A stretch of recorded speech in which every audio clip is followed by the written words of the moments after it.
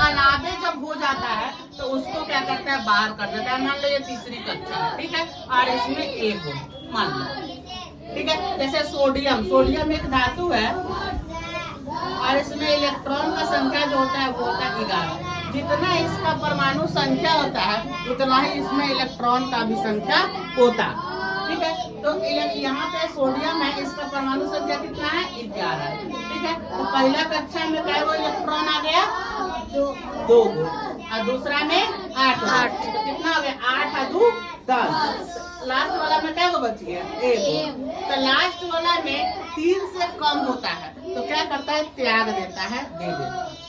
कितना से कम होता है तो 3 या 3 से कम रहता है तो क्या रहता है, उसको क्या करता है, त्याग देता है। तो यहाँ पे क्या करता है, ये सबसे पहले क्या होता है कि कोई भी परमाणु जो होता है तो परमाणु का ऐसा कहा जाता है कि खंड या टुकड़ा नहीं होता, लेकिन ऐसा नहीं है। परमाणु में 3 भाग होते हैं, जो होता है एक इलेक्ट्रॉन, दूसरा प्रोटॉन और तीसरा न्यूट्रॉन, ठीक है।